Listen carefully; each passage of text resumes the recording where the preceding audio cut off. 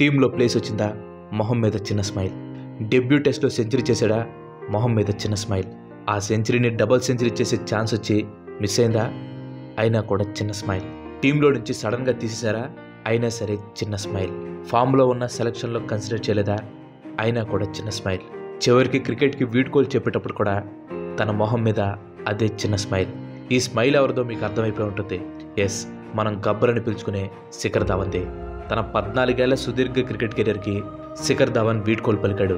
So మన smiling Gabbar కెరీర్లో కొన్ని హైలైట్స్ గురించి ఈరోజు వీడియోలో మనం తెలుసుకుందాం. Let's get into the show.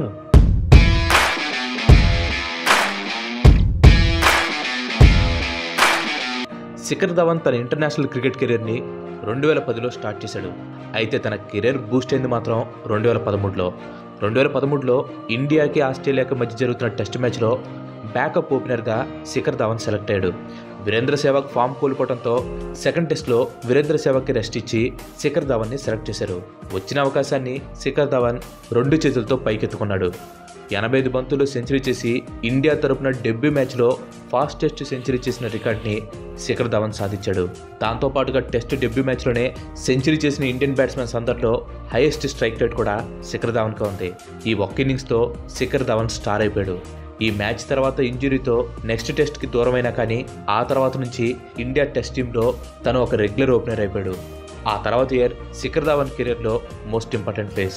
ఆ సంవత్సరం శిఖర్ ధవన్ కెరీర్లోనే ది బెస్ట్ ఇయర్. 2013లో జరిగిన ఛాంపియన్స్ ట్రోఫీలో రోహిత్తో కలిసి ఓపెనింగ్ చేసిన శిఖర్ ధవన్ ఆ టోర్నమెంట్లో మొట్టమొదటి మ్యాచ్లో సౌత్ ఆఫ్రికా మీద సెంచరీ చేశాడు.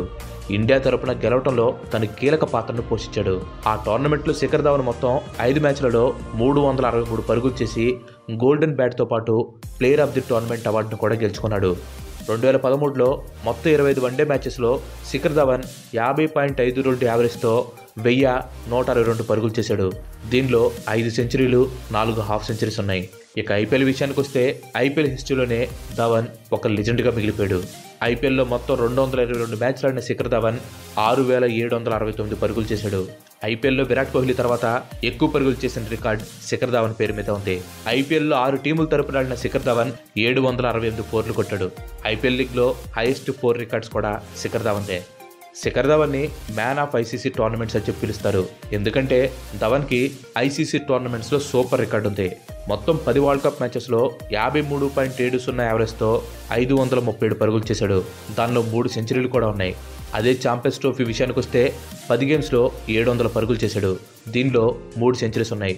సో ఈ స్టాట్స్ చూస్తే క్లియర్గా అర్థమైపోతుంది ఐసీసీ టోర్నమెంట్స్ అంటే శిఖర్ ధవన్ రెచ్చిపోతాడు. ఐసీసీ టోర్నమెంట్స్లో 600 కంటే ఎక్కువ రన్స్ చేసిన బ్యాట్స్మెన్స్ అందరిలోకి శిఖర్ ధవన్కే హైయెస్ట్ యావరేజ్ ఉంది. ధవన్ యావరేజ్ వచ్చేసి 77.88. Sourav Ganguly, Chris GAIL, Herschelle Gibbs వీళ్ళ తర్వాత ఒక ఐసీసీ ఛాంపియన్స్ ట్రోఫీలో 3 సెంచరీలు సాధించిన బ్యాట్స్మెన్ శిఖర్ ధవనే. 2013-2017 ఛాంపియన్స్ ట్రోఫీలో గోల్డెన్ బ్యాట్ గెలుచుకున్న ఓన్లీ బ్యాట్స్మెన్ కూడా శిఖర్ ధవనే. రోహిత్ కోహ్లీతో పాటు శిఖర్ ధవన్ కూడా వన్డేస్లో చాలా మంచి ప్లేయర్. యాక్చువల్గా వీళ్ళు ముగ్గురు కలిసి ఆడుతున్నప్పుడు మిడిల్ ఆర్డర్కి ఎలాంటి ప్రెషర్ ఉండేది కాదు. ఎందుకంటే వీళ్ళు ముగ్గురు కలిసే మ్యాచ్ని ఫినిష్ చేస్తూ ఉండేవాళ్ళు. ఇక శిఖర్ ధవన్ విషయానికి వస్తే 2013-2014 సీజన్లో రోహిత్ ఇంకా కోహ్లీ కన్నా తనే బాగా పర్ఫార్మ్ చేశాడు.